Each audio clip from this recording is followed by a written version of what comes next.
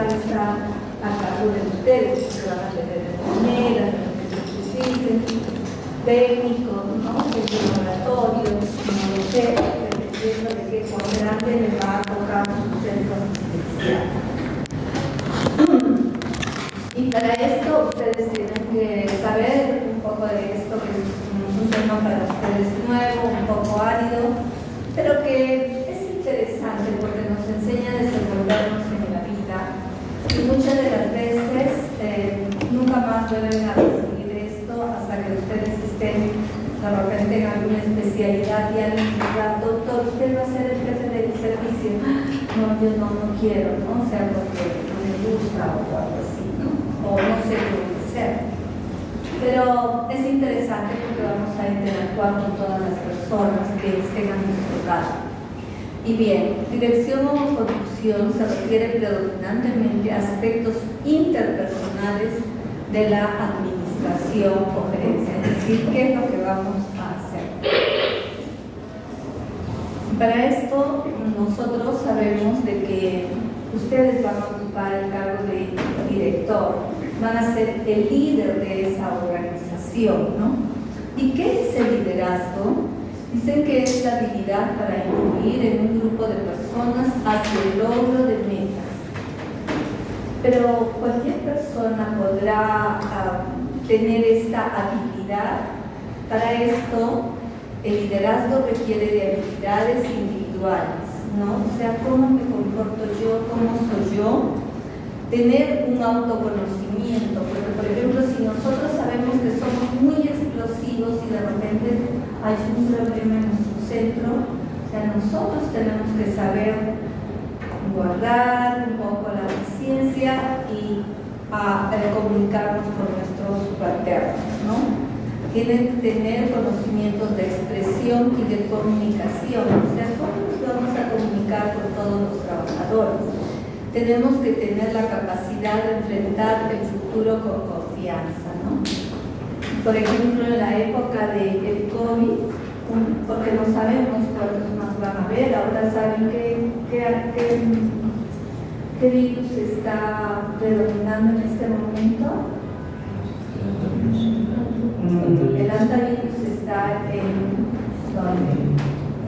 en Islas Canarias, pero aquí nosotros, ¿qué tenemos? Que ya hay varios casos. ¿Coxsackie? Coxsackie, ¿no?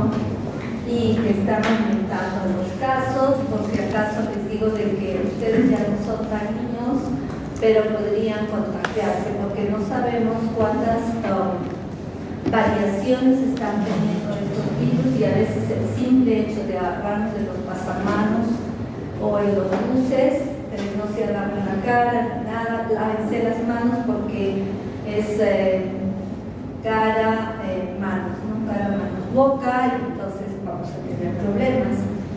Entonces, ¿qué voy a hacer? ¿Cómo voy a hacer? ¿Qué hago en mi centro? ¿No? O sea, tienen que ustedes inspirar confianza en las personas que están trabajando con ustedes. Deben de ser osados, pero a la vez flexibles, y exige habilidades interpersonales para tratar con grupos, ¿no? Porque puede venir todo un grupo a decirles, bueno, pero usted qué va a hacer, qué cambios, o de repente porque no quieren hacer cambios, ¿no? Pero no solamente con grupos, sino también en forma individual, transfiriéndoles poder e iniciativa, ¿no? Sobre todo cuando trabajamos con médicos, a los médicos no les gusta que les estén diciendo qué tienen que hacer. Cada quien, porque cada uno de ustedes ha sido de los que ha tenido mayor puntaje de repente en su colegio y han ocupado los primeros lugares y por alguna razón están aquí. Entonces no les gusta que les digan qué es lo que tienen que hacer, ¿no? O sea, se supone que son capaces de tomar sus propias decisiones.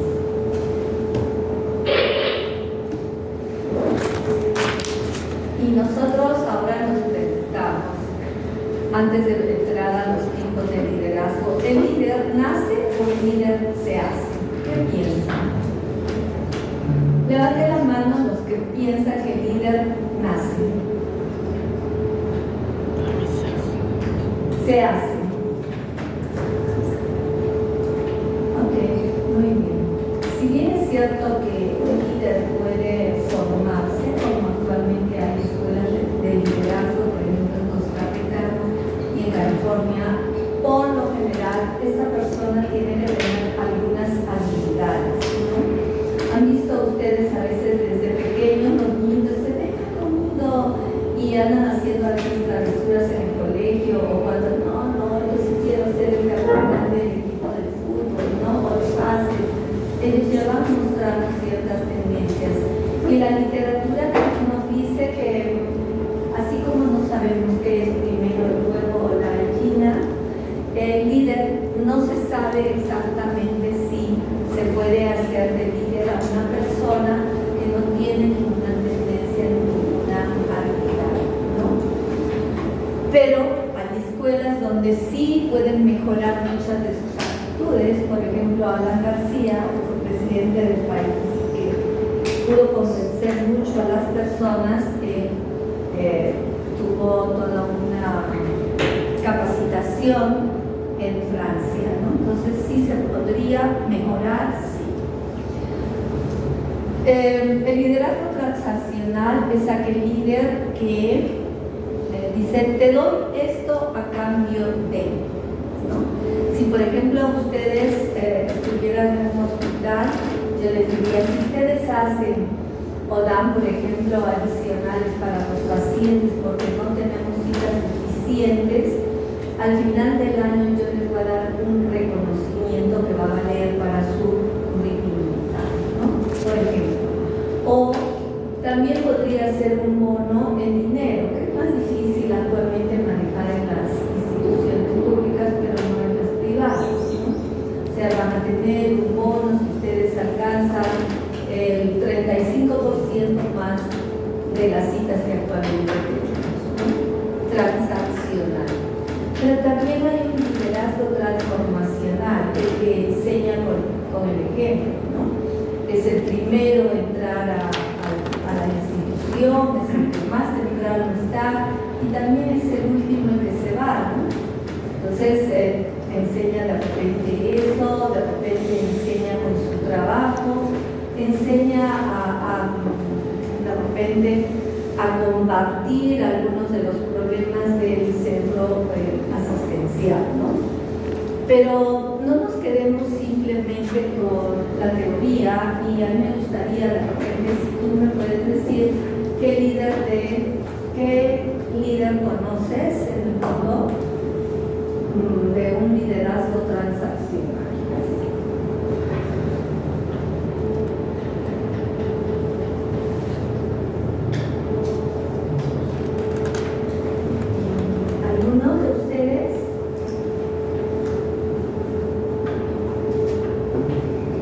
Transformacional, tal vez.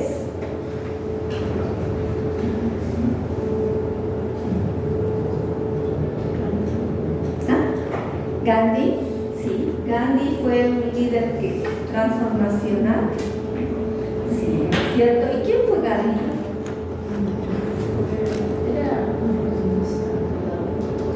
¿Era qué? Ya, ¿quién sabe quién fue Gandhi? ¿Qué hizo? Su compañera dice que ayudaba a las personas, fue altruista. ¿Quién no sabe algo de él? Tienen que leer un poco más, chicos. Es como de repente para el mundo que nadie sepa quién fue Einstein, ¿sí? Gandhi fue un abogado hindú, realizó sus estudios en el Reino Unido y fue uno de los que regresaron a la India porque veía que había mucho sometimiento y también mucha presión sobre algunas cosas, sobre todo en el trato social de los británicos hacia los hindúes, ¿no? Pero como ellos no tenían arma y no tenían cómo enfrentarse, entonces él se enfrentó a través de la paz, ¿no? O sea, hicieron varias manifestaciones. Nadie ha visto nunca la película. Les invito que este fin de semana vean una película que se llama Gandhi. Es muy educativa porque luchas de clases sociales, ¿no? De cómo eran tratados ellos. Entonces él no puede llamar a su pueblo a la lucha armada de repente, rebelémonos contra los británicos, ¿no? Porque por lo menos en Perú creo que teníamos armas como enfrentarnos contra los españoles, pero en India aparentemente no. Y finalmente ellos lograron su independencia gracias a que Gandhi logró esto, ¿no? ¿Qué otro personaje, alguno de ustedes? No se duermen. Yo no voy a enojarme, pero me gusta que participen. ¿Por qué? Porque veo que no... ¿Algunos sabes?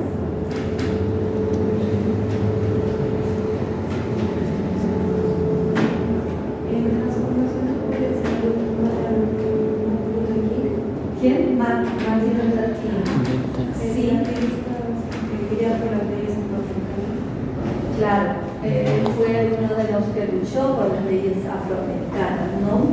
Ustedes no saben, pero les parecerá muy lejos 1970, pero aún en esa época las personas de raza negra tenían prohibido entrar a los lugares por la puerta normal, no podían subir a los buses si no era en los últimos asientos, si era por atrás, no podían entrar a tiendas a comprar, o sea, es como ahora que uno dice, no puedo entrar con mi mascota, ¿no?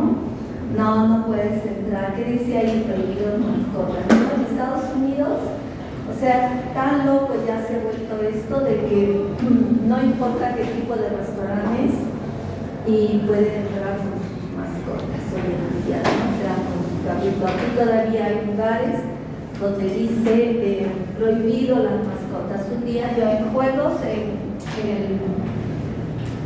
el mall de aventura fui con mi mascota y ahí dice, en claro, dice nosotros no discriminamos a nadie, ¿no? Entonces yo me entro con mi perro y el chico me dice, no puede entrar con mascotas. Y le dije, ¿qué dice ahí? No discriminamos a nadie, tengo que entrar con mi mascota, ¿no? Pero estaba como jugando solamente porque ya había visto el letrero, ¿no? Pero imagínense a ustedes cómo era de terrible que ocurriera eso todavía en los años 70, ¿no? Y todavía es peor, en los años 80 eso ha ocurrido todavía en Sudáfrica. ¿Sí? Ni siquiera la gente que era de mi color podía entrar, o sea, tenían que entrar por atrás, ¿no? Recuerdo que fue una amiga con su esposo.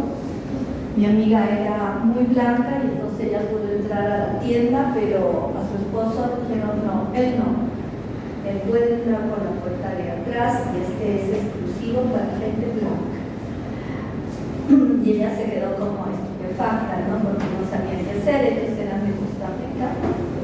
Y bueno, ella era muy blanca, pero el esposo morenito, ¿no? Entonces, no puede. O sea, para que vean que hay cosas que no han sido tan lejos. ¿Y quién estaba en Sudáfrica? ¿Recuerdan? Mandela, muy bien. ¿No? O sea, y él también fue otro que luchó por el trato hacia la gente de color, porque en su propio mundo, en su propio país, o sea, tenían prohibido hacer muchas cosas, ¿no? O sea, actualmente Sudáfrica es un país donde hay más blancos que gente oscura. Y si nosotros queremos ver, y yo les diría, Jesús, ¿qué es? ¿Transformacional o transaccional?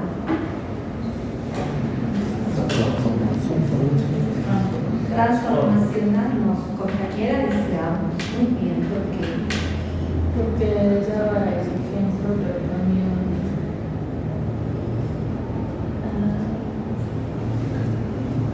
o sea, él daba el ejemplo de transformación, pero también hasta cuando tenía eso de tener no sé, su concepto. Jesús, ¿qué dijo?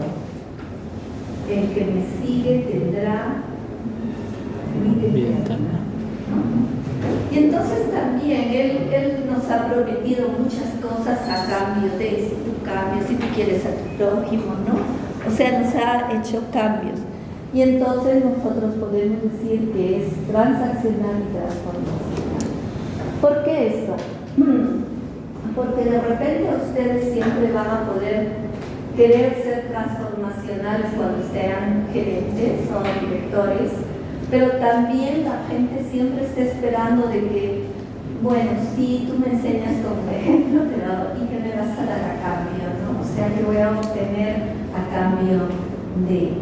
Si yo te ayudo a ti a conseguir las metas, seguro que tú como eres director te van a dar algo y que nos vas a dar a nosotros, ¿no? Entonces, hay que poderse manejar entre estas dos teorías, ¿sí? Y bueno, hay muchos otros tipos de liderazgo, ¿no?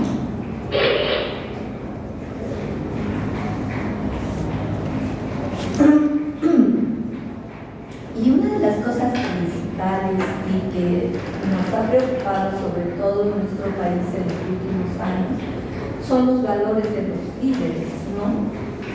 En algún tiempo ustedes saben que Fujimori fue presidente del Perú y que era un líder, ¿no? ¿Y qué nos enseñó él? ¿Alguien lo sabe? ¿Alguien recuerda? Don Vladimiro Montesinos tenía que ser arequipeño. ¿Qué piensan? Ustedes estaban muy pequeños, tal vez, o no habían nacido, pero están en los YouTube, están en un montón de noticias. Fujimori nos enseñó que todo tiene un precio, todo se vende y todo se compra. O sea, cada uno de nosotros tiene un precio. Y no sé si ustedes han visto algunas noticias donde está él pagándole a otra persona porque haga tal cosa, ¿no? De los videos que estuvo todo guardado allí. Y algunos se vendieron por millones y otros de un profesor de una universidad se vendió por $3,000 porque tenía que pagar la universidad de su hija, ¿no? O sea, era muy loco, pero lo más increíble es que cuando se destapó todo esto, o sea, la gente quedó anonadada, porque ¿cómo puede ser posible? Haz de cuenta de que aquí había tus compañeros y tú pensabas de que todos estaban bien, pero más del 60% de tus compañeros se habían vendido, ¿no?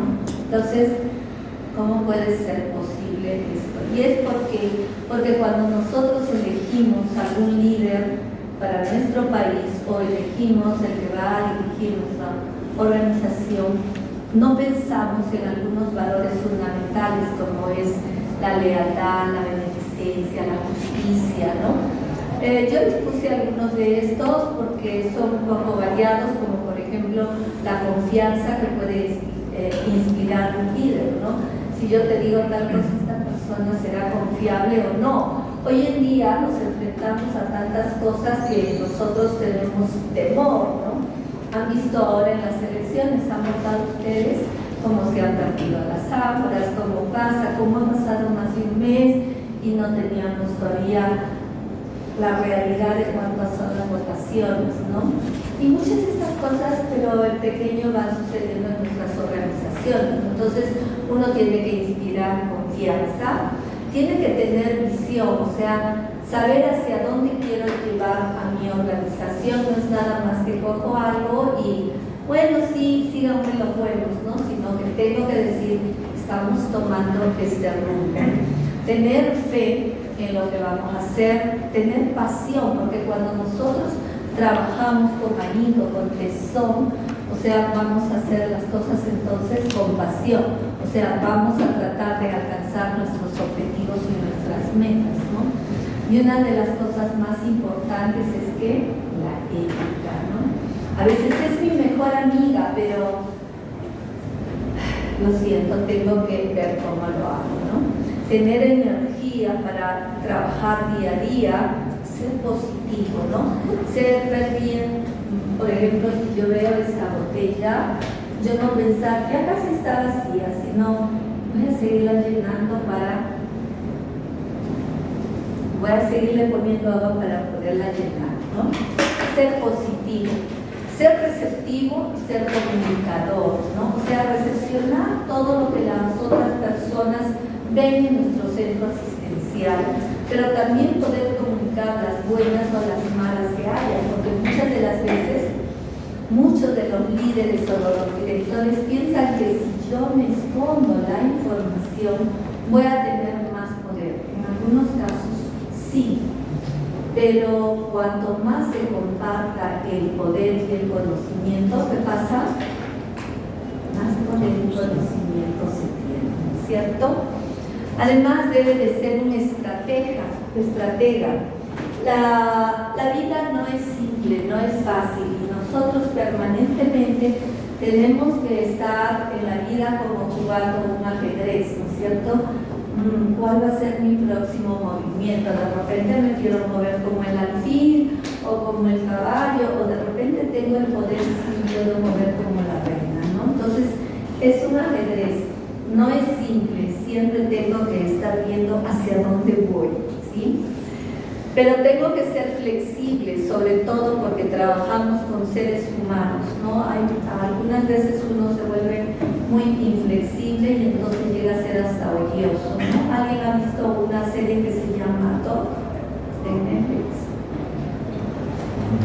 Les recomiendo que la vean. Ahí hay un jefe médico muy inflexible, pero que por una razón cambia un poco y la gente habla acerca de su cambio, ¿no? O sea, la flexibilidad, porque somos personas y trabajamos con personas. Debe a la vez ser innovador y emprendedor. ¿Por qué innovador? O sea, tengo que tener cosas nuevas para mejorar mi centro asistencial, pero no solamente las tengo que pensar, sino también tengo que poderlas hacer. Ese es el emprendimiento, ¿no? Tengo que ser capaz de apreciar. Muchas de las veces nosotros, incluso los docentes, estamos viendo solo lo malo, ¿no? Ay, qué mal hiciste, mira que te están durmiendo. Pero ¿cuántas veces estamos apreciando lo bueno que están haciendo? A ustedes no les gustaría que frecuentemente, no a cada rato, pero cada cierto tiempo, les digan qué bien que están avanzando, chicos, son el mejor grupo, ¿no? ¿Por qué? Porque eso hace que mejore su autoestima, ¿cierto? Y se siente uno mejor. Entonces debe ser capaz de apreciar, y cuanto más en una organización, ¿no? Todos podemos aprender, incluso de la persona que pensamos que es la más insignificante en nuestro centro. No vamos a aprender de la señora de limpieza, pero de repente sí. Porque justamente, por ejemplo, los celadores que tienen las enfermeras, nació de que todos los que hacían, muchos de los que hacían limpieza sufrían claretones, ¿no? Porque eran los que recogían todo. Y ellos son los que en algún momento dijeron, ¿y por qué no ven una forma en que nosotros no suframos este tipo de accidentes laborales, ¿no? A todos. O sea, y todos tenemos un lugar en nuestra comunidad y tenemos que ser capaces de aprender uno del otro. Además, siempre ser congruente, ¿no? Congruente con lo que se dice y con lo que se hace. Yo no puedo estar diciendo, vengan temprano si yo vengo tarde como hoy, ¿no? Bien.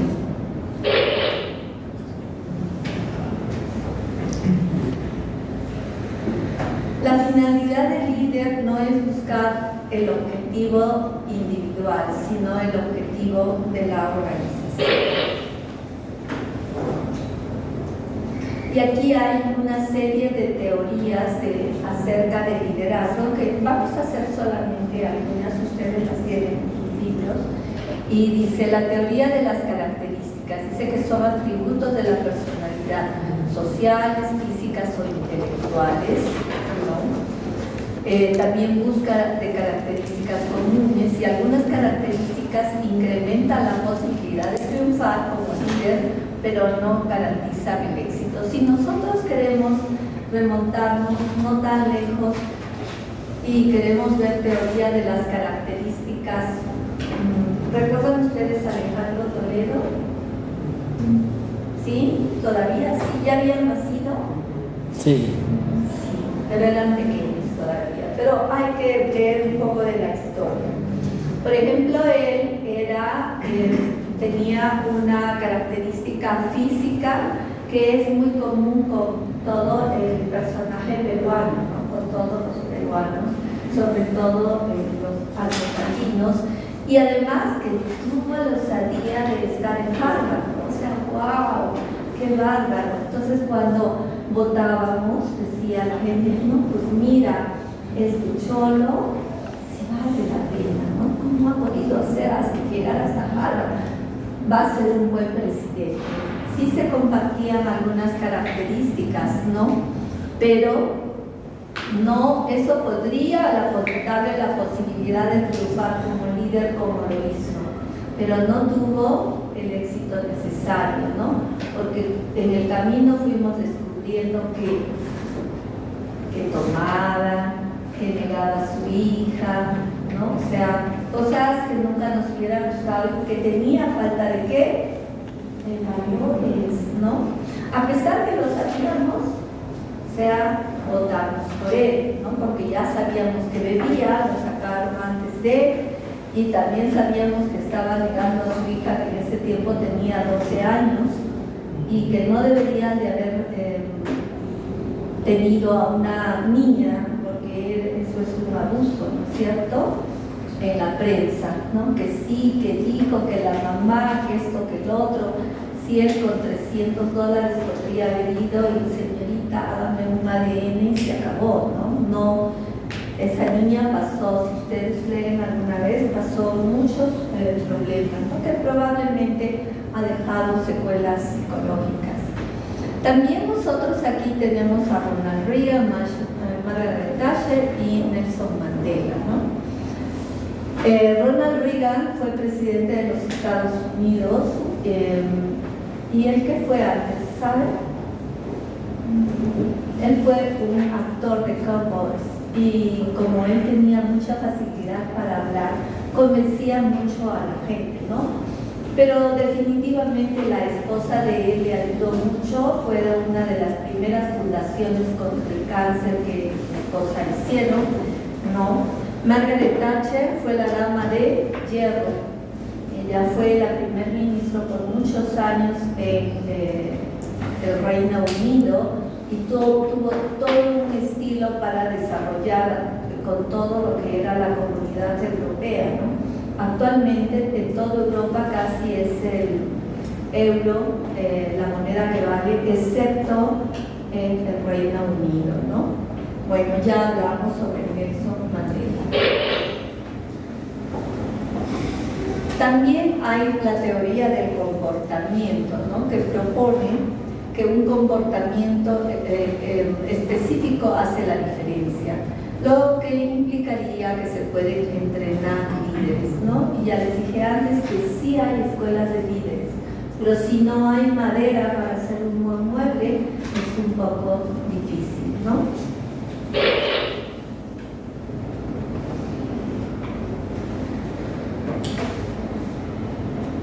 También la Universidad de Ohio, se escribió algunas teorías que dice la estructura de inicio.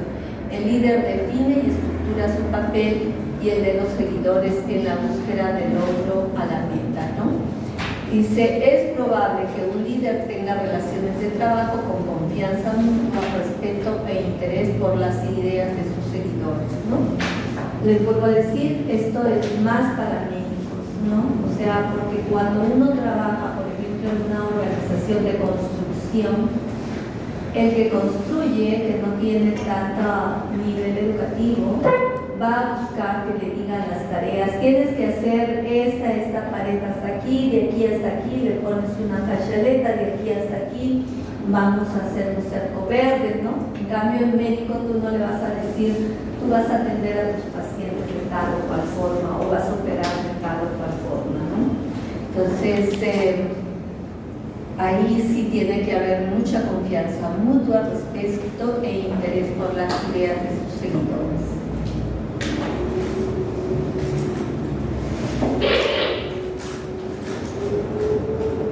No vamos a hacer todas.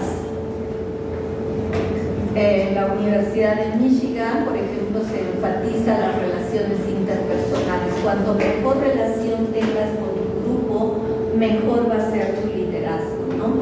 El líder aquí está orientado a la producción, enfatiza aspectos técnicos o laborales del trabajo.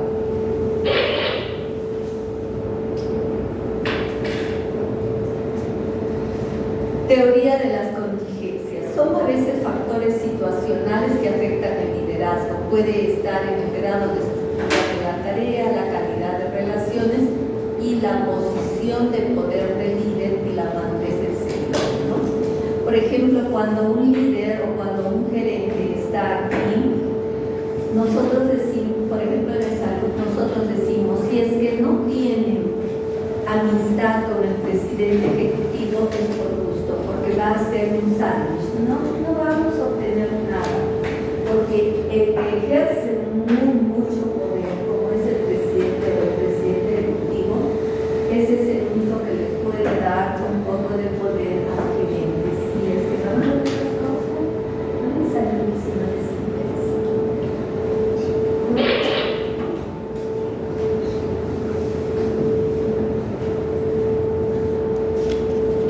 Vamos a pasar a algunos.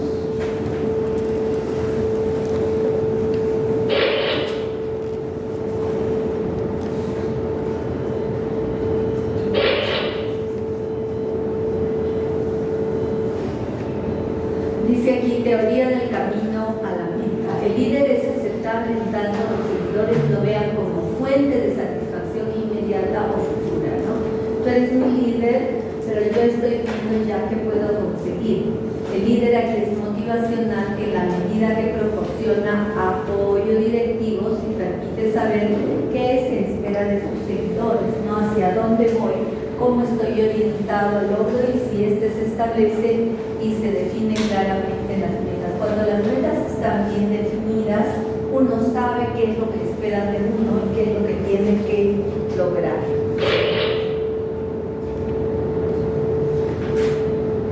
Bien, hemos visto, y hay muchísimas más teorías, solamente yo les he hecho el resumen del resumen del resumen, ¿sí? Pero aquí nosotros vemos que con el tiempo se ha visto que el líder tiene 9 roles, ¿no? Como el de diseñador, donde tiene que tener un diseño de ideas, de la finalidad, visión y valores, ¿no? Uno tiene que cuando asume una dirección, por ejemplo, tiene que plantearse qué es lo que quiero, cómo lo voy a hacer, por qué lo voy a hacer y hacia dónde voy a ir y qué es lo que voy a lograr. También debe de ser instructor, no solo en los temas trascendentes para la organización, sino tratar de ser en general un instructor para temas en general. Debe de ser un servidor, porque debe de tener la actitud de servir a la gente que dirige, porque nuestra carrera ¿de qué es? ¿De producción o de servicio? Servicio. De servicio. Hacia la misión organizacional, ¿no? Se dice que en estos últimos años se ha suscitado una transformación gerencial de lo que es tradicional al líder proactivo. Antes, la visión del líder era a corto plazo. ¿Qué voy a hacer en este año? Nada más voy a hacer eso, porque tal vez al otro año me cambia. Ahora debe de ser proactivo y debe de ser su visión a corto, mediano y largo plazo, ¿no? No solamente debe estar orientado a la misión, o sea, qué es lo que hago, sino también a lo que hago y hacia dónde voy. Muchas veces estoy orientado al sistema. ¿Qué es lo que me dice el sistema? No, pues no hago nada más, ¿no? Aquí debe estar orientado hacia la persona. Japón ha orientado todo su sistema de recursos humanos basados en las personas. ¿Y qué ha pasado? Japón ha desarrollado mucho lo que es todos los sistemas, sobre todo el de recursos humanos, porque es el más valioso, ¿no? Sin los seres humanos no hago nada, aunque ahora con la inteligencia artificial, y vi un TikTok que llegaba la doctora del trabajo y el que abría la puerta a un robot, le quitaba los cajones, le cambiaba, hasta le hacía mensajes para que no esté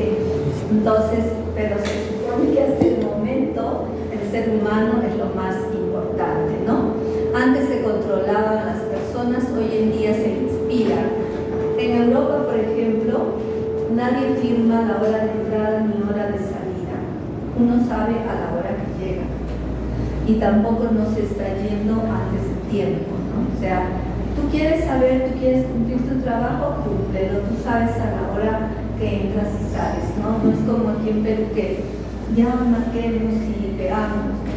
No. Se administraban personas, hoy en día se innovan personas. Antes se culpaban a los trabajadores de lo malo que pasaba, hoy en día se comparten responsabilidades porque se hace todo en equipo, ¿no? Se acepta el status quo, o sea, ¿qué vamos a hacer? Así está el sistema, no podemos cambiarlo. Hoy en día así está el sistema, pero ¿qué podemos hacer por cambiarlo, no? Estaban orientados hacia el mantenimiento, aquí están orientados ya hacia el desarrollo. ¿Qué vamos a hacer? ¿Cómo podemos cambiar? ¿Cómo podemos desarrollarnos? Generados en reparar y corregir, ¿no? O sea, pasaban las cosas y recién decían que, pero ¿no sería mejor que hagamos aquí? No, están orientados a la prevención. Antes de que ocurra el virus Coxsackie, veamos si se puede vacunar, qué medidas preventivas vamos a tener, ¿no? Mucho de esto está orientado hacia la imitación, es decir, mira, en México les ha ido bien cuando han tenido su sistema de esta forma, ¿por qué no lo hacemos? Si bien es cierto que podemos basarnos en sistemas de repente europeos, asiáticos, etcétera, tenemos que adecuarnos a nuestra realidad, y al adecuarnos a nuestra realidad ya podemos estar siendo originales, ¿no? Y aquí dice que antes se hacían las cosas correctamente, ¿no? Hagamos las cosas. Aquí definitivo se hacen las cosas correctas. ¿Y cuáles son las habilidades esenciales de un líder? La habilidad técnica, es decir, el líder tiene que conocer acerca de métodos, tiene que conocer acerca de procesos y procedimientos, porque muchos de sus subalternos van a venir y preguntarle ¿cómo lo hago? ¿Qué es lo que hay que hacer? ¿Cómo es este proceso? ¿No? También debe de tener la habilidad humana, porque estamos trabajando con personas. No es lo mismo, nosotros vamos a encontrar nuestra computadora todos los días de la misma forma, pero nosotros que estamos prestando atención y de repente el doctor, su esposa lo botó con un zapatazo hoy día en la mañana, no va a llegar igual al trabajo, ¿o sí? No, va a estar como un poco enojado, ¿no? O si de repente una de las chicas, ay, mi esposo me fue infiel, ¿va a llegar al trabajo feliz? No, vamos a llegar como enojados, tal vez no vamos a dar lo mejor de nosotros porque trabajamos con personas, ¿no? Muchas de las cosas van a variar y eso tenemos que entenderlo, ¿sí? Debe de haber una habilidad conceptual, ver la imagen en conjunto. Nosotros no debemos de ver un problema solo como un árbol, tenemos que ver el bosque. Recuerden ustedes que un problema que está ocurriendo de repente en la emergencia de un hospital tiene que ver con la consulta externa, no solamente con la atención en emergencia, o de repente porque se demora mucho en laboratorio, ¿no? Entonces tenemos que ver una imagen de nuestros centros en conjunto y sobre todo tenemos que tener la habilidad de diseño donde debemos de poder solucionar problemas de tal manera que la institución se beneficie. Bien, preguntas sobre liderazgo.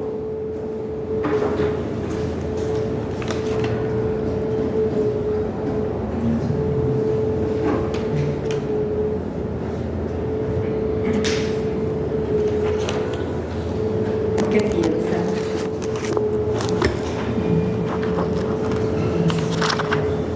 ¿Alguna pregunta, por favor? Si no, para continuar.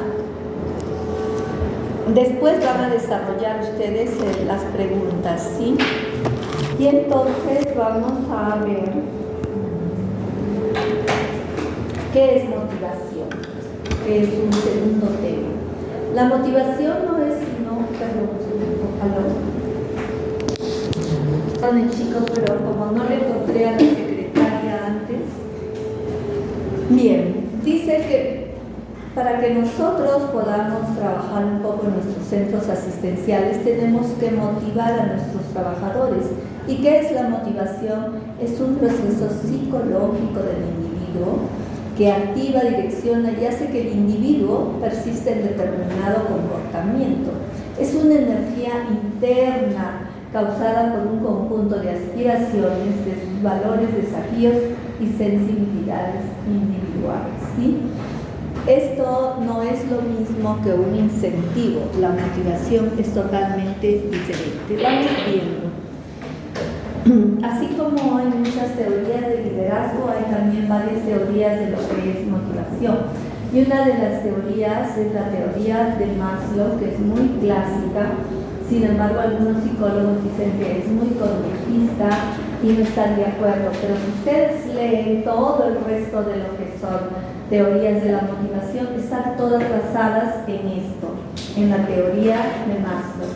Y Maslow dice que las necesidades fisiológicas como vivir, comer, beber, dormir y reproducirse nos producen algunas necesidades que nosotros tenemos que cubrir. Igual, necesidades de seguridad, sé que queremos sentirnos protegidos y seguros, necesidades sociales, afectos y ser miembros de un grupo, necesidades de estima, usted está de más, y consideración, sentirnos útiles y respetados, y necesidades de autorrealización, la necesidad de hacer el trabajo que nos gusta. Si nosotros vemos esto, lo podemos situar a través de la historia del ser humano, ¿no? Al principio solamente se comía, se vivía y se reproducía, después se juntaron en grupos para mayor seguridad, luego era el líder del grupo, de repente aquí ya cazaban y hacían más cosas, ¿no?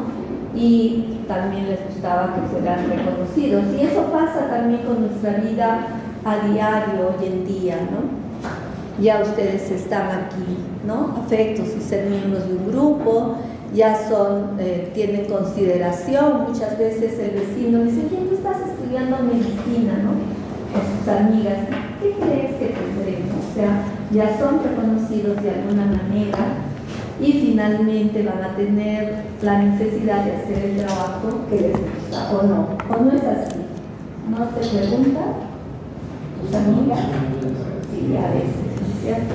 Bien.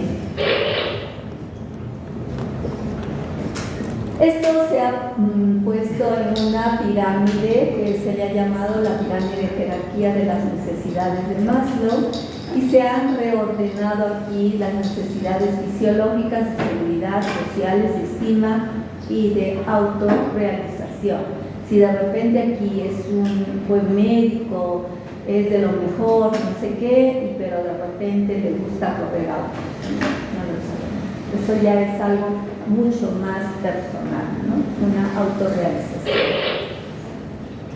Esta teoría de la jerarquía de Maslow ha dado lugar a otras teorías, como es la teoría X y la teoría Y. La teoría X nos dice que a los empleados no les gusta trabajar, son flojos, les disgusta la responsabilidad y deben de ser obligados a rendir. Pero la teoría Y dice que a los empleados les gusta trabajar, son creativos, buscan la responsabilidad y pueden ejercer autodirección.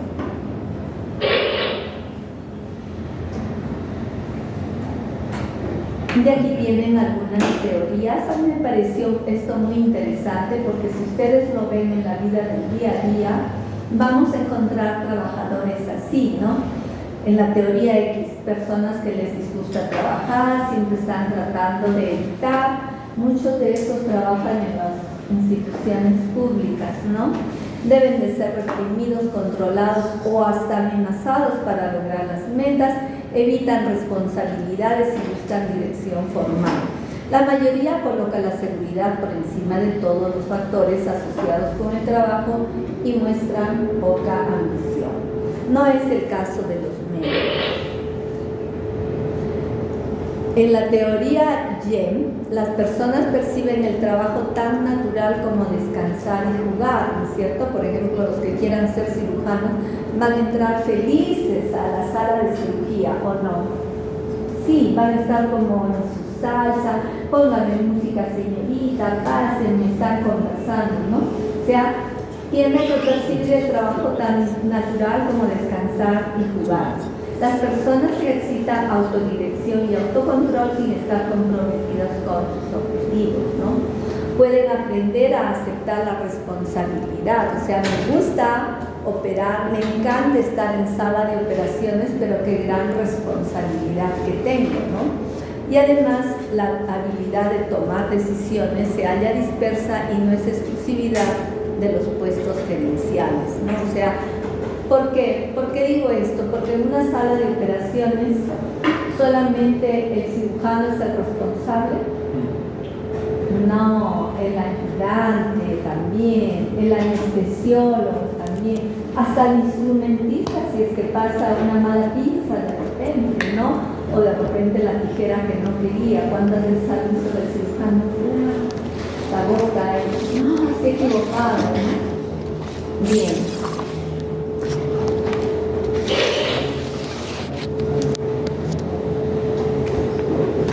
La teoría de Althusser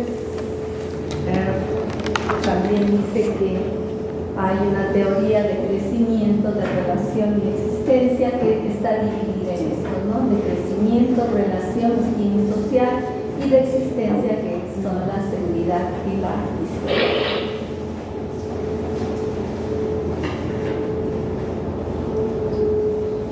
Aquí es algo que la mayoría de los seres humanos tenemos. La teoría de McClellan dice que el logro es el impulso de sobresalir en relación con un grupo de estándares, el poder. Muchas veces la gente no se conforma con el logro de haber hecho, no quiere tener poder.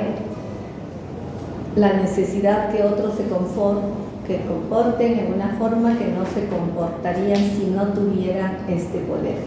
O el de afiliación, el deseo de relaciones interpersonales amistosas y cercanas, ¿no?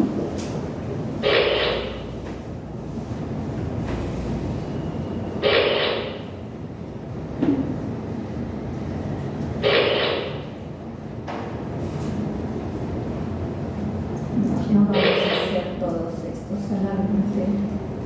Esta teoría del establecimiento de las metas es muy importante en la motivación. ¿Por qué? Porque las metas específicas y difíciles llevan a un alto desempeño. Cuando yo sé qué es lo que tengo que lograr, y si es difícil, como que me impulsa más a hacer lo que sea, ay, es fácil, al final lo hago, ¿no? Aquí es solo de lo mejor de usted. Las metas específicas incrementan el desempeño y la retroalimentación conduce a un mejor desempeño. Si yo a ustedes les digo qué es lo que tienen que lograr, les digo paso a paso qué, ¿no? Qué metas tenemos que lograr, y al final o en el camino yo les voy diciendo muy bien, lo están logrando, están teniendo tanto de avance y va muy bien. Esta retroalimentación positiva hace que todo el desempeño de ustedes vaya mejorando. Teoría de la intencionalidad y la expectativa. Los individuos dirigen su comportamiento a alcanzar los resultados que juzgan más atractivos. Si no ven las personas que esto es atractivo, no lo van a querer hacer. Los incentivos de cualquier naturaleza incluyen sus intenciones, ¿no? Y los objetivos bien definidos y donde participan poseen fuerzas motivadoras, ¿no? Si yo sé qué objetivo es, de pronto sí me va a motivar a cumplirlo.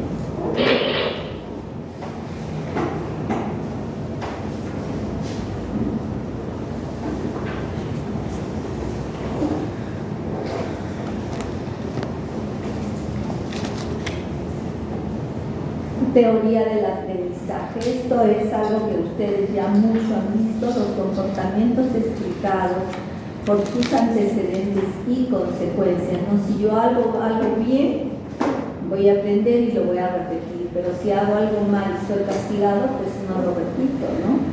Los comportamientos penados tienen menor probabilidad de ser repetidos que las conductas premiadas, ¿no? El refuerzo continuo constituye un medio eficaz para la adquisición de un nuevo comportamiento, ¿no? Si por ejemplo yo veo que ustedes se quedan hasta tarde en la biblioteca o algo, mire qué bien, están aprendiendo, están haciendo investigación. Puede ser un nuevo comportamiento. Y el refuerzo intermitente, la mejor forma de mantenerlo. Cada cierto tiempo a los alumnos tenemos un poco que, como a los trabajadores, que decirles lo bien que están haciendo las cosas. Incentivos, victorias y recompensas. En las personas motivadas por factores intrínsecos, recuerden que la motivación es intrínseca, no es extrínseca como puede ser un incentivo, ¿no? Y que se les adiciona una recompensa material, esto sería el incentivo, se puede lograr mejorar aún más su desempeño. Es muy importante individualizar, si bien es cierto que tratamos con grupos, siempre habrán personas que nos ayuden mucho más a lograr las metas. Se debe de enfatizar siempre lo positivo, no concentrar la atención en lo negativo. Por más de que nosotros tratamos, por ejemplo, a una de las personas, pero siempre llegas tarde. Sí, pero digámosle, pero qué bien que trabajas, ¿no? Después de reprender a un personal, la reunión debe de acabar en un elogio, ¿no? Nunca debemos de quedarnos con las personas con las que dirigimos en un conflicto, sino tratar de suavizar las cosas. Mira, sé que todo va a ir mejor de aquí en adelante, ¿no? Y vamos a quedar mejor y sabemos que no vamos a tener un enemigo siguiéndonos los pasos, sino una persona que va a tratar de apoyarnos para conseguir nuestras metas.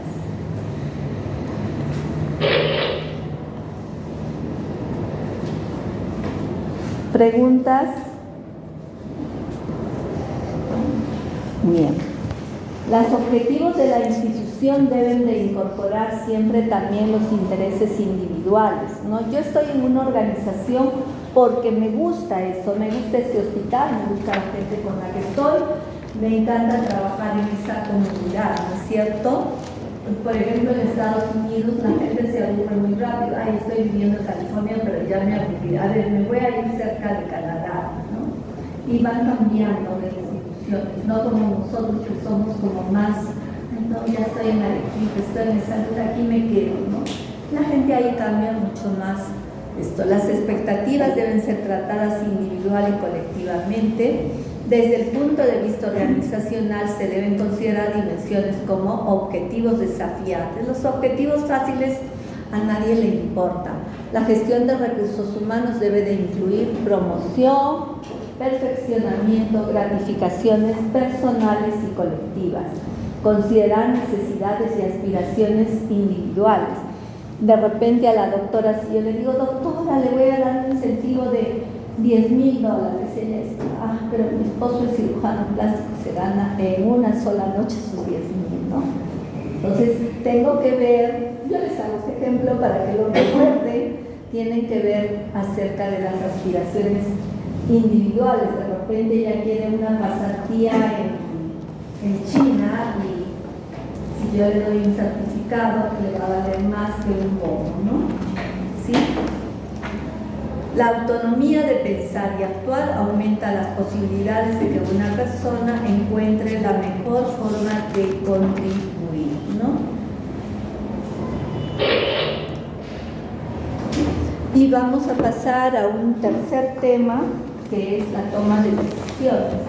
Es un proceso en el que hay que definir, analizar, juzgar, correr riesgos y conducir a la acción de parte de la gerencia. La toma de decisiones pueden ser programables y no programables. A ver, ¿quiénes piensan que los gerentes toman las dos? Levanten la mano.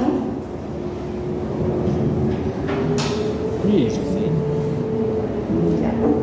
No. Los gerentes solo toman las decisiones soluciones no programables, lo que es novedoso, complejo y que requieren de soluciones diferentes, únicas y creativas.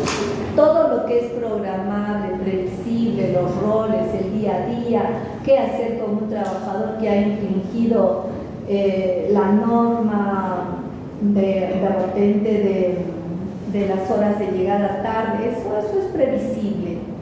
Eso lo hacen los jefes de línea, los jefes de departamento, ¿no? Pero el no programable, eso sí. Por ejemplo, en la pandemia, ¿no? Los directores, ¿qué hago con mi hospital? ¿Por dónde salimos? ¿Por dónde entramos? ¿Quiénes se quedan? ¿Quiénes van? ¿No? Para que nosotros podamos tomar una decisión, debemos de tener todas estas etapas. Primero, debemos de identificar y definir el problema. Se debe de analizar y estudiar la información con alguna escala de valores y normas de evaluación o normas de nuestra institución. Tenemos que ver cuáles son las alternativas de solución, ¿no? ¿Qué podemos hacer para solucionar el problema? Evaluar las alternativas una a una, de repente seleccionar la que a nosotros nos parece la mejor, porque recuerden que cada quien puede tener diferentes soluciones. Se puede aplicar la decisión y se evalúan los resultados. Todas estas etapas, uno al principio tiene que tratar de hacer las suyas. Una vez de que ya está mucho tiempo en la dirección, esto se vuelve automático, ¿no? Tengo un problema, veo, lo analizo, lo estudio, veo cuáles otras alternativas tiene, las evalúo, selecciono la que a mí me parece la mejor, las aplico y después evalúo mi resultado, ¿no?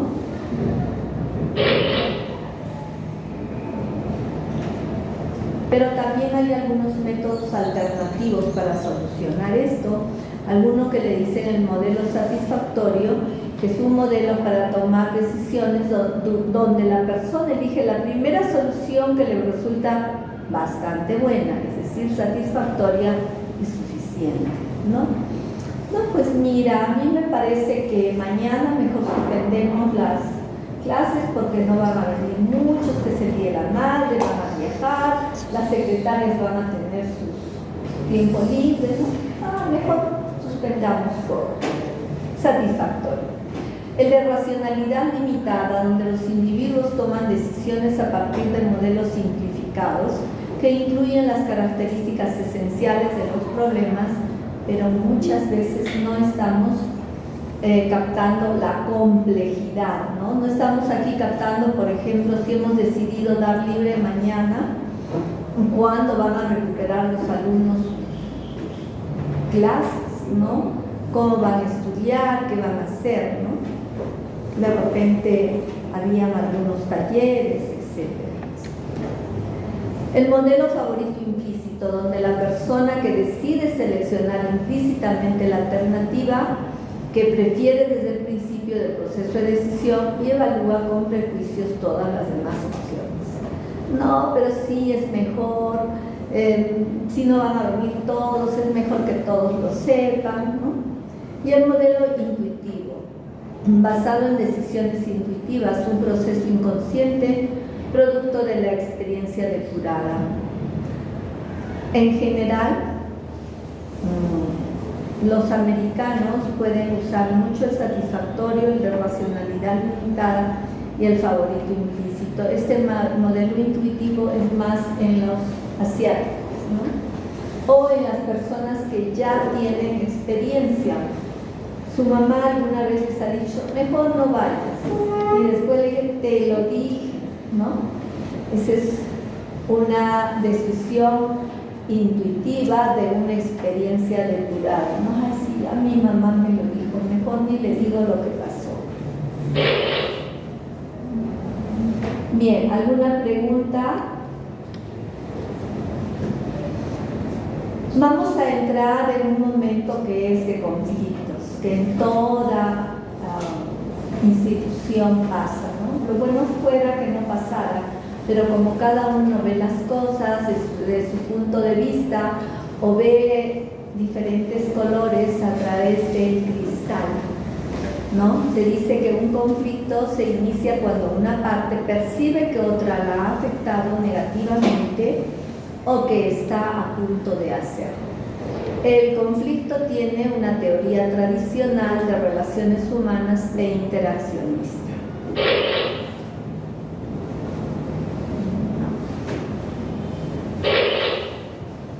Bien, la teoría tradicional nos dice que el conflicto es malo, que no debe de existir en una organización y que debemos de evitarlo, porque esto hace que estemos más obsesionados en tratar el problema que tenemos en que desarrollar nuestra institución.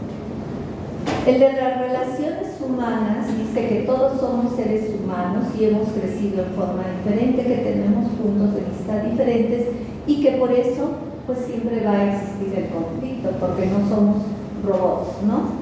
Creados con un mismo chip.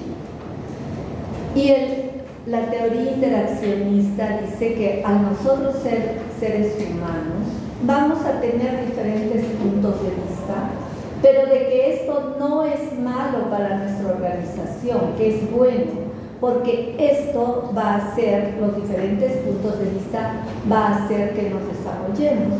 E incluso hay toda una fábula de la rana hervida, donde nos pone, por ejemplo, que hay una ranita que nosotros la tenemos en una olla, la ponemos, le ponemos comidita y la ponemos a fuego lento. La ranita se llama este cuento la rana hervida. De pronto la rana va a estar hecha caldo, ¿no? No pasó nada, no se dio cuenta que había peligro. Pero si nosotros tenemos la olla y está el agua caliente, por más comidita que haya y ponemos o tratamos de tener a la rana dentro, ¿qué va a hacer la rana? ¿Se va a quedar como la otra? ¿Qué va a hacer? Va a saltar, va a tratar de salvarse, ¿no? Y eso pasa, por ejemplo, en los conflictos en una organización. Si nosotros tenemos una organización que va como en agua tibia, nadie quiere cambiar el status quo, nadie quiere salir de su zona de confort, de repente vemos que esa organización fracasa. Pero si nosotros de repente ponemos diferentes puntos de vista, oye, no, me parece que nosotros debemos de mejorar el horario, me parece que están pidiendo mucho de lo que es, de repente en este tiempo hay muchos problemas gástricos, vamos a traer mejor a un gastroenterólogo que a un neurólogo, ¿no? Entonces, y se suscita una discusión positiva, ¿no? O sea, un conflicto, la organización es más probable que se salve.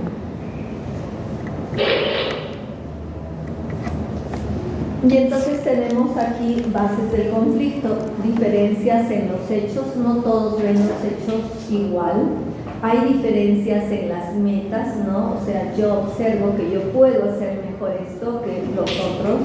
Diferencias en los métodos, hay muy distintos métodos para alcanzar el objetivo, no todos los valores, o sea, si bien es cierto que pueden ser compartidos, no son primero tal o cual. Uno puede decir, la ética me dice que debo de hacer tal cosa, pero la lealtad a mi director, que es mi súper amigo desde la universidad, me dice que mejor me quede callado, ¿no? Entonces, ¿hay diferencia en los valores? Sí. ¿Que tengo los mismos valores? De repente sí, pero voy a privilegiar algunos que otros. Y también hay diferencia en la percepción, ¿no? Tal como percibo las cosas, no las va a percibir de repente su compañero, ¿no?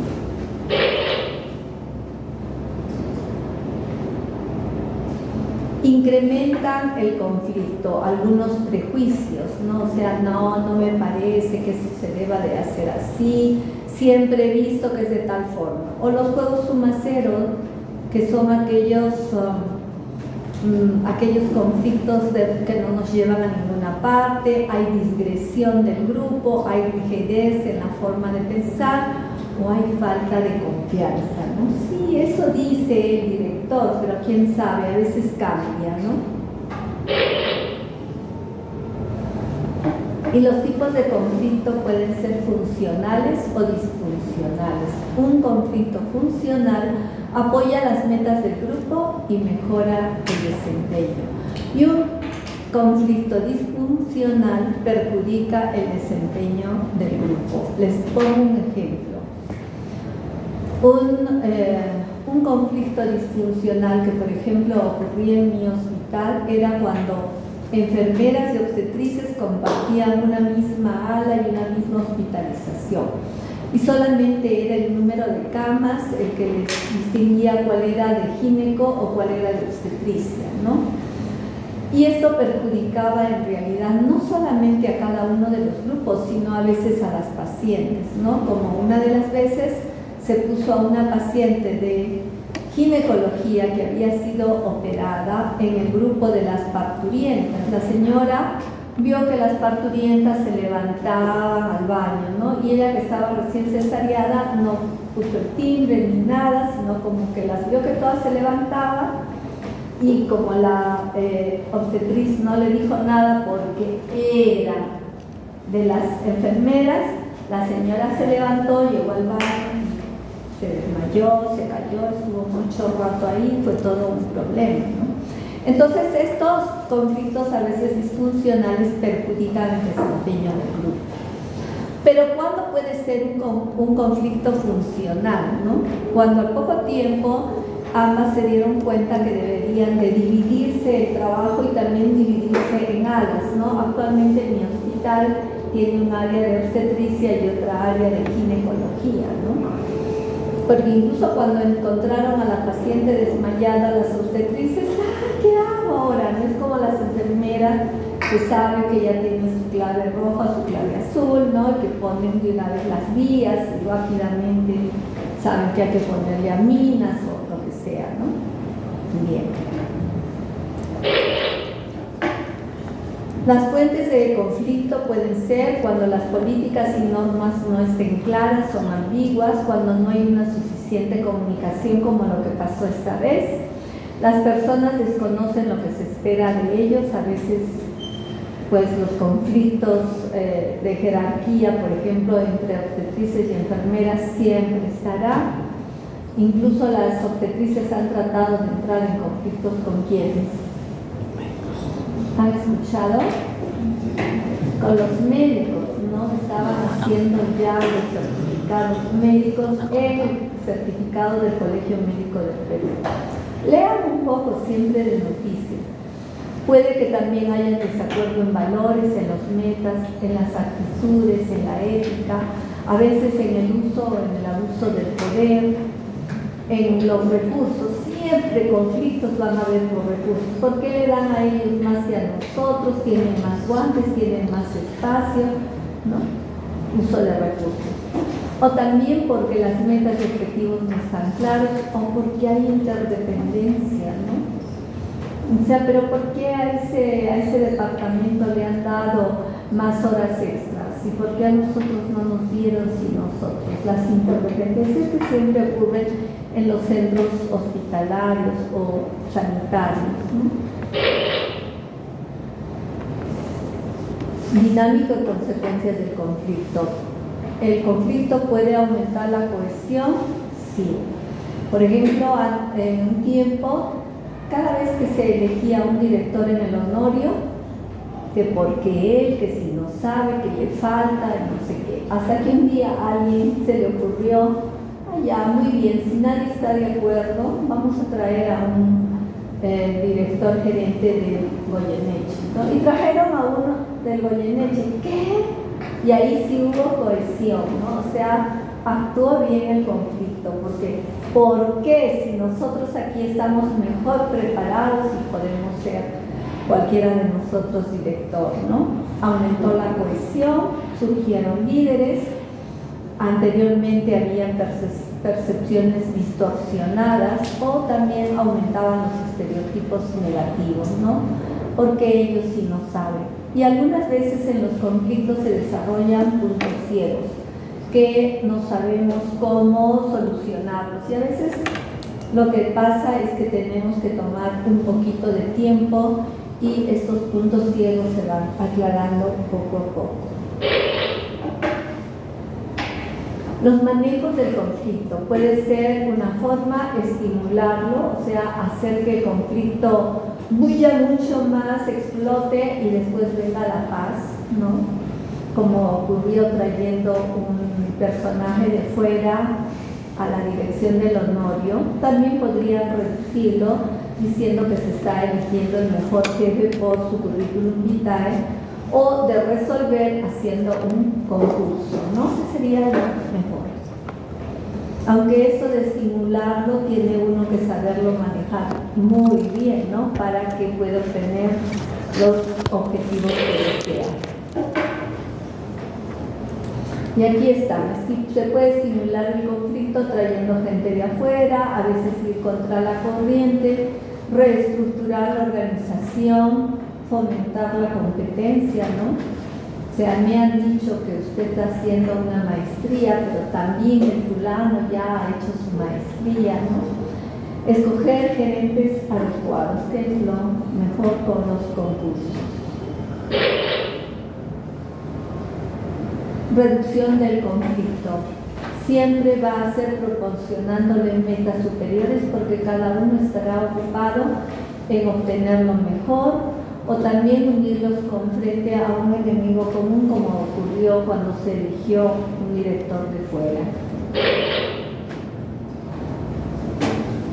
La resolución del conflicto se da por dominación y supresión, se puede forzar incluso, o se puede suavizar, evitar y tomar decisiones por mayoría, que hoy en día es lo que más usamos en las instituciones de salud.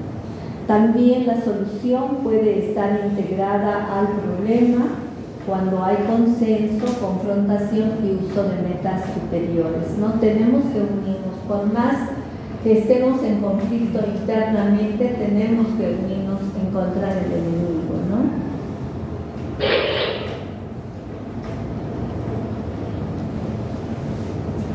Entonces el conflicto también, si el conflicto puede ser funcional, el resultado también es funcional cuando el conflicto es constructivo, cuando mejora la calidad de las decisiones, estimula la creatividad y la innovación, ¿no? Cuando ha sido un resultado funcional que separamos obstetrices de enfermeras en gineco y obstetricia, se proporciona un medio a través del cual se pueden discutir los problemas y liberar la tensión, fomentando un ambiente de autoevaluación y cambio, ¿no? Cuando ocurrió esta separación, todas estaban felices porque al fin tenían su propio espacio, ya estaban en un ambiente más tranquilo y habían cambios muy importantes. Pero también el conflicto puede ser disfuncional, ¿no? Y las consecuencias son bien conocidas, pueden ser destructivas sobre el grupo o la organización, cuando sobre todo se encuentra retraso en la comunicación, ¿no? Cuando tenemos comunicación podemos arreglar muchas cosas. Aquí puede que no haya cohesión del grupo, a veces hay insubordinación o subordinación de las metas, priorizando una lucha interna entre los miembros y no están ocupados de los objetivos o metas de la organización. El conflicto podría incluso detener el funcionamiento del grupo y amenazar la supervivencia de la organización, ¿no? Por eso tenemos que saber cómo manejar, cómo mejorar estas cosas. Y no crean que estos conflictos son... No, desde el primer día que ustedes lleguen a su dirección van a tener cuentos ahí. ¿Saben qué, doctor? Mire, ahora que usted ha llegado y nosotros desde hace tiempo queremos, ¿no? O sea, ustedes tienen que saber escuchar y tienen que saber reflexionar. No solamente escuchen a uno, siempre escuchen las dos partes del conflicto para poderles dar la mejor solución. ¿Y cómo vamos a resolver muchos de los conflictos? Pues negociando, ¿no? Y se dice que la negociación es un proceso en que dos o más partes intercambian bienes o servicios y tratan de llegar a un acuerdo, sobre todo cuando hay un gran conflicto. proceso de negociación. Primero tenemos que entrar en lo que es preparación y planeación, qué es lo que vamos a hacer, qué se desea obtener de esta negociación, qué intereses ocultos son importantes. Se debe definir con qué reglas de juego vamos a estar, a entrar, quiénes van a ser los negociadores, dónde va a tener lugar la negociación, ¿no? Si de repente les hacen una huelga, que sería lo peor, ¿qué hay? ¿Qué es lo que ocultan, no? La huelga es solo porque quieren mejor instrumental o porque quieren también un aumento, ¿no? Y nunca debe de ser en un centro donde uno de los dos tenga la jerarquía, no va a ser en el sindicato, no va a ser en la gerencia, tenemos que buscar un lugar neutral. Habrá un procedimiento específico si se llega a un callejón sin salida, vamos a nombrar a alguien que sea el tercero que dé su voto dirimente. Se intercambiarán propuestas e exigencias iniciales, ¿no? Todo esto es un principio donde estamos definiendo las reglas.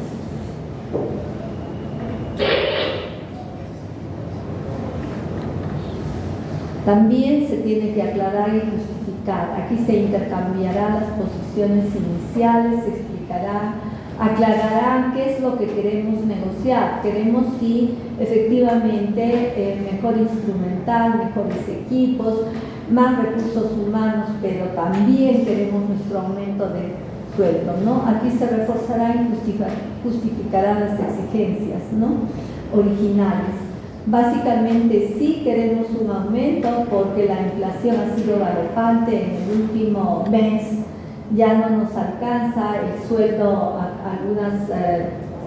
la gasolina ha subido muchísimo, ¿no? Y eso ha hecho que suban todos los alimentos de primera necesidad, ¿no? Y se entra después a una zona de regateo y solución, que es el momento del toma y da. Ambas partes tendrán que realizar concesiones. ¿Y cuánto de aumento quieren? No, pues el 50%, que es lo que ha subido. Mira, no tengo para aumentarte un 50%. Te puedo dar un 10%. No, pues que es muy poquito, que no sé qué. No, pues si quieres, bien, si no, no. No, pero es que no me puedes contestar de esa forma. Bueno, entonces quedamos en un 15%.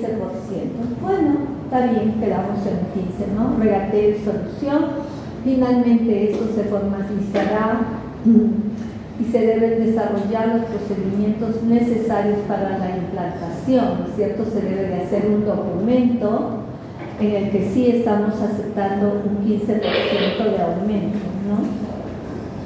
Pero también durante la negociación podemos tener juegos 1-0 donde jugará o tendrá mucha importancia la autoridad básica, de repente puede haber una coerción mental o física, por eso debemos de saber a quién vamos a elegir como negociador.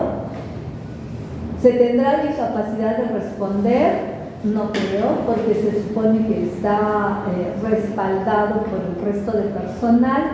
Podemos tomar la regla de la mayoría o la regla de la minoría para llegar a una negociación eficaz. También pueden ser juegos menor a 0 donde ninguna de las partes logra los objetivos totales, donde se presenta el problema a una tercera persona para que sea el dirimente, o también se utilizan reglas básicas de la organización.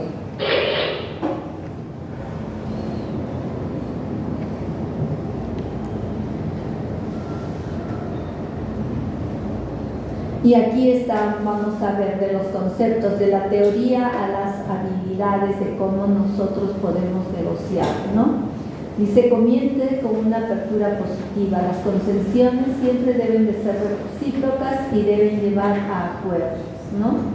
Centrémonos en los problemas, no en las personalidades, porque a veces puede ir a negociar a alguien que nos cae re mal, ¿no?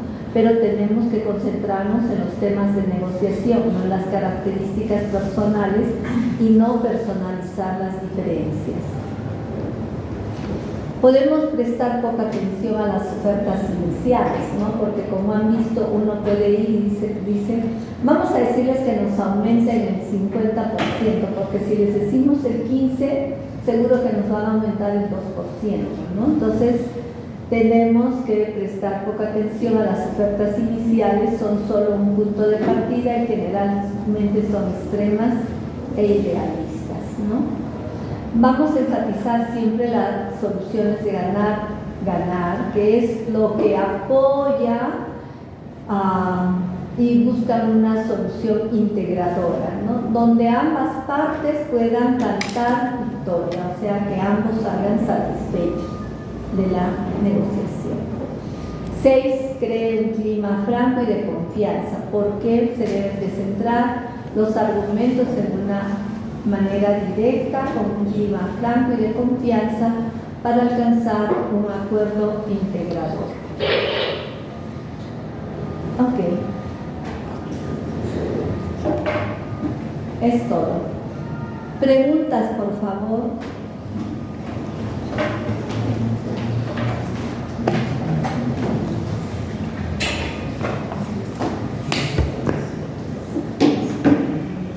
Ya, tenemos que desarrollar ahora un taller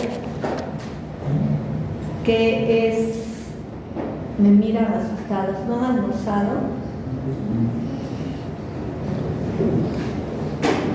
Bien, ya han formado los grupos, ¿no es cierto? Entonces vamos a desarrollar el taller que está en la guía, en la página